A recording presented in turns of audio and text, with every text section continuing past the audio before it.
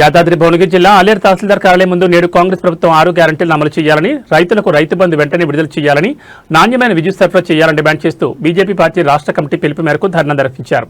ధర్నా అనంతరం డిప్యూటీ తహసీల్దార్కు వినతిపత్రం సమర్పించారు. ఈ కార్యక్రమంలో బీజేపీ జిల్లా మహిళా అధ్యక్షురాలు మాధురి, కౌన్సిలర్ పాతికంటి సంపత్, నాయకులు కామిటికారి కృష్ణ, కుమారస్వామి, గంగేష్, నరసింహారెడ్డి, శాంతిరెడ్డి తదితరులు పాల్గొన్నారు.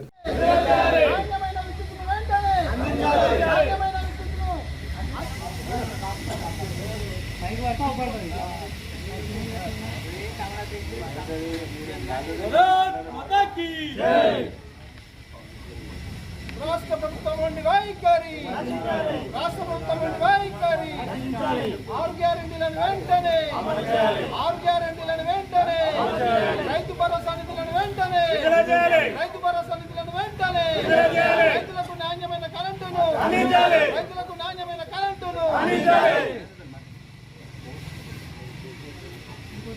పూర్తి చేసుకొని చేపిస్తా అని చెప్పిండు. మెయిన్ గా ఆలేరు పట్టణం ప్రధాన సమస్య అది. దానిపైన ఇప్పటికైనా దృష్టి సారించి కంప్లీట్ చేయాల్సిందిగా మేము డిమాండ్ చేస్తున్నాము. లేని పక్షంలో భారతీయ జనతా పార్టీ ఆధ్వర్యంలో ఎమ్మెల్యే క్యాంప్ ఆఫీసు, అవసరమైన ఎమ్మెల్యే ఇంటిని కూడా ముట్టాడు.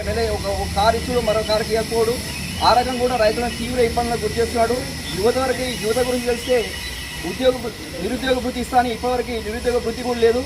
అదేవిధంగా వాళ్ళకు ఉపాధి కోసము ఉచిత శిక్షణ కేంద్రాలు ఏర్పాటు చేస్తాను ఇప్పటివరకు చేయట్లేదు. మహిళల విషయానికి వస్తే కళ్యాణ లక్ష్మణ్ ఇస్తాను, అది ఏదో రోజు ఇస్తుందో ఏ రోజు ఇస్తుందో కూడా తెలియట్లేదు. వాళ్ళకు తులం బంగారం ఇస్తా, అదేవిధంగా చదువుకున్న వాళ్ళకి స్కూటీలు కూడా అందిస్తున్నాడు, అది కూడా మర్చిపోయాడు.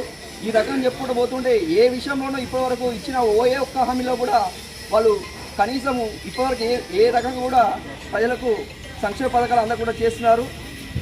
రైతులకు రైతు భరోసాతో పాటు రైతు బీమా కూడా అందట్లేదు. అది ఆ విషయంలో కూడా మొన్నటి వరకు వాళ్ళకి బీమాకు సంబంధించిన డబ్బులు కూడా కట్టలేదు.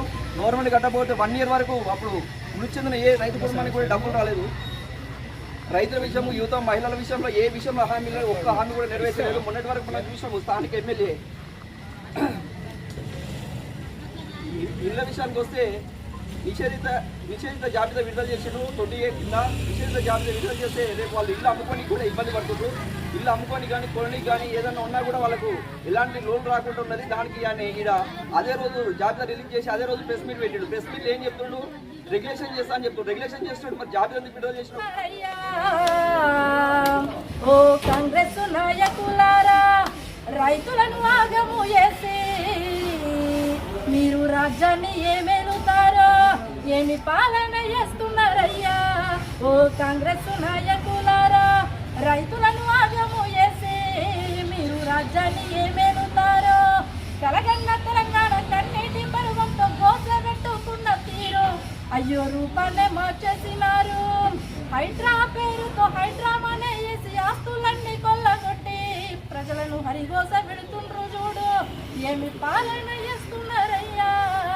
ఓ కాంగ్రెస్ నాయకులారా, ఏదైతే రేవంత్ రెడ్డి ప్రభుత్వం 6 గ్యారంటీలు ఇస్తా అని ప్రజల్లోకి వచ్చి ప్రజల్ని ఏ విధంగా అబాసుపాలు వేసి నమ్మించి వాళ్ళ యొక్క గొంతు కోసి ఇవాళ డెవలప్మెంట్ అంటే నా కుర్చీ, నా ఇల్లు, నా ఆస్తి, నా ప్రాపర్టీ అని చెప్పి ఏ రకంగా పాకులాడుతుండో ప్రజలంతా చూస్తూ ఉన్నారు. ఇచ్చినటువంటి 6 గ్యారంటీలు ఏమైనాయి? అవి కేవలము ఓట్లు నీ వరకు వచ్చేంత వరకే చూస్తున్నావా, లేదా ప్రజలలో వాటిని తీసుకెళ్లే ప్రయత్నం చేస్తున్నావా అంటే 2.5 సంవత్సరాల్లో మీరు ఎలగబెట్టింది ఏం లేదు. 99 రోజుల కార్యాచరణ మళ్ళా రూపొందించుకొని ఇప్పుడు కూడా మీరు తిరిగేదేం లేదని చెప్పి సభాముఖంగా తెలియజేస్తున్నాను. ఇంకొకటి, ఇచ్చినటువంటి ఈ 6 గ్యారెంటీల్లో నువ్వు ఏం అమలు చేసినావని చెప్పి నేను ప్రశ్నిస్తూ ఉన్నా. మరి 2500 రూపాయలు మహిళలకు ఇస్తానో ఇచ్చినావా? ఈ 1,00,000 రూపాయలతో పాటు తులం బంగారం ఇస్తానో ఇచ్చినావా? యువతలకు ఎలక్ట్రిక్ స్కూటీలు ఇస్తానో ఇచ్చినావా? ఇట్లా చూసుకుంటా పోతే రైతులను ఆగం చేసినావు, మహిళల్ని ఆగం చేసినావు, యువతులను ఆగం చేసినావు. ఉపాధి, అభివృద్ధి అనేటువంటి ఈ యొక్క కార్యాచరణే నీ యొక్క రాష్ట్ర ప్రభుత్వంలో లేదు. కేవలము ఓట్ల రాజకీయం కోసం, ఓట్ల బ్యాంకు కోసం మాత్రమే మీరు గద్దెనెక్కారని స్పష్టంగా కనిపిస్తుంది. మీరు ఇచ్చినటువంటి 6 గ్యారంటీలను వెంటనే అమలు చేయకపోతే భారతీయ జనతా పార్టీ రామదండులాగా కదిలి మీ వెనకాలనే పరిగెత్తుకుని మిమ్మల్ని మీ ముక్కు విండి ఏ రకంగా ఈ గ్యారెంటీలు అమలు చేయాలో మేమందరం కూడా ఒక యుద్ధాన్ని తీసుకొచ్చేటువంటి వాతావరణం మునుముందు కనిపిస్తూ ఉంది. ఆలేరు పట్టణానికి వచ్చిన, ఆలేరు రూరల్ విషయానికి వచ్చిన, ఆలేరు అసెంబ్లీకి వచ్చినా కూడా ఎలాంటి ఇక్కడ అభివృద్ధి పనులు ఏమీ లేవు. అంతా సర్వనాశనం చేసి పెట్టారు. ఇక్కడ కేవలం విద్యాశాఖ మంత్రి లేడు, మీకు అన్ని నీ కిందనే పెట్టుకొని పనిచేస్తూ ఉన్నావు. ఫస్ట్ వాటిని ఏర్పాటు చేసుకునేటువంటి ఆలోచన అయితే గ్యారెంటీలు ఇస్తేనే రేపు నువ్వు ప్రజలలో జెడ్పీటీసీ ఎంపీటీసీ ఎలక్షన్లో పోవాలి. అట్లా పోతే నీకు ఇక్కడ మైనస్